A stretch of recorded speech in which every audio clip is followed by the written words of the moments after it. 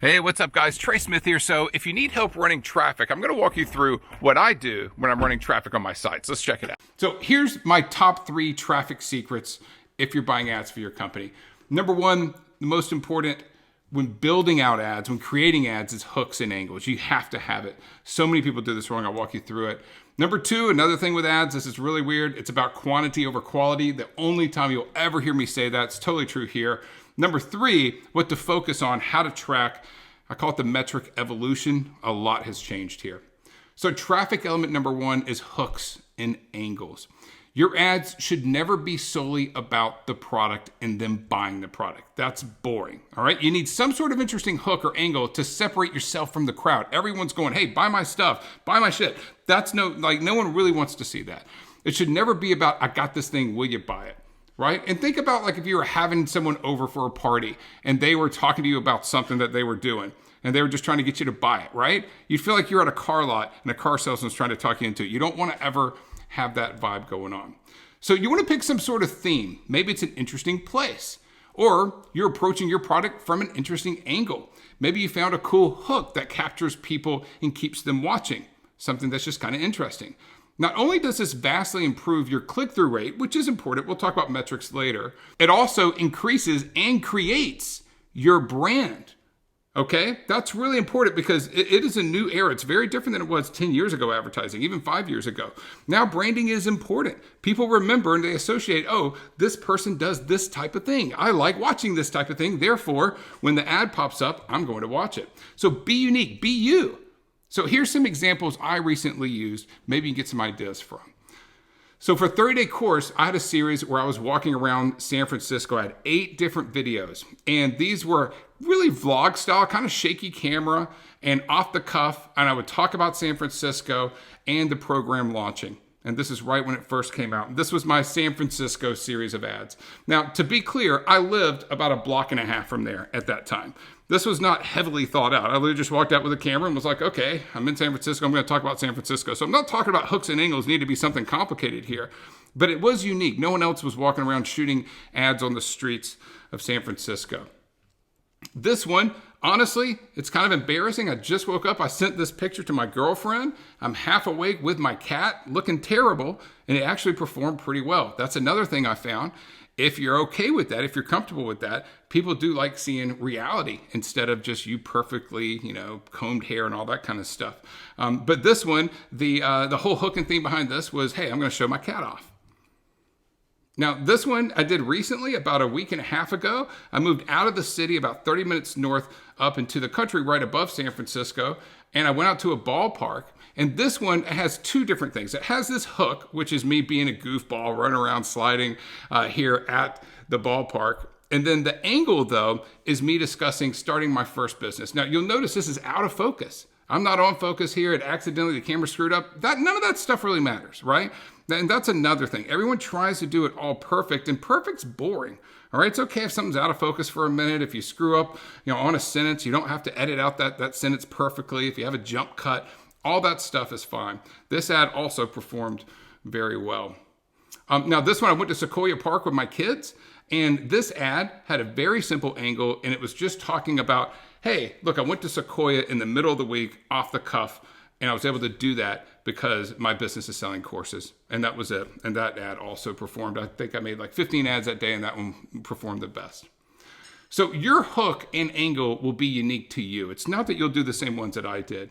If you're on video, and you don't have to be, sometimes my image ads actually outconvert the video ads. If you're on video, incorporate the culture and the world around you, even if you're just doing images, right? Like I do a lot of stuff in the Bay Area because that's where I live. So people love that stuff. It's interesting. All right, now traffic element number 2 is quantity over quality. And oh man, I'm gonna be honest with you, that one hurts to write. It's the only time you're gonna hear me ever say that. I'm huge on quality, but this is the one time, I gotta be honest with you guys, it really doesn't matter. It's when you're making ads. And the reason is simple. Whatever you think the best ad you've made will be, well, I guarantee you that ain't gonna be it. Every single time. It's just impossible to predict.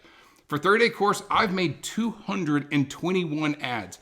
I would say out of those, probably 21 were video, 200 image, something like that. Yes, I counted. It took forever. I was curious. But personally, I do kind of like making these ads. To me, that's kind of a hobby. You can outsource that and get people to do it. I enjoy it. You know what I do? I open up my photos on my Mac, just go through, start grabbing random pictures. I'll show you some of the really stupid ones that I tested in a minute. And I grab these random pictures and I throw some words on it and just upload it. And I kind of enjoy doing it. Out of those 221, there were maybe 5 to 10 real stars that brought in the majority of the sales. And I never guessed a single one. So I'm going to show you some stupid ones. This dumb picture had the best click-through rate of anyone. It had a 4.5% click-through rate on completely cold traffic. All right. And my hook and angle here was, let me find the most stoner picture of myself possible and see what happens. Now, to be clear, this one did not bring in sales. So click-through rate, we'll talk about metrics in a minute, but just because you have a high click-through rate does not mean you're going to actually have a lot of sales. This was the second best. Kill me. This is me on Billy Idol of Photoshop. And that one had like a 4.2% click-through rate. But again, I don't think a single person bought because, you got to build trust. All right, so even the video ads I thought would perform well were hit or miss, okay? So you never know. You have to test a lot of hooks and a lot of different angles. And the only time you'll ever hear me say it is right now. With ads, it's about quantity over quality. Reluctantly, Trey Smith. Well, actually, we'll always say it with ads, but you won't hear me say anything else about quantity over quality because it's not, all right? All right, so now let's talk about traffic element number 3, the metric evolution.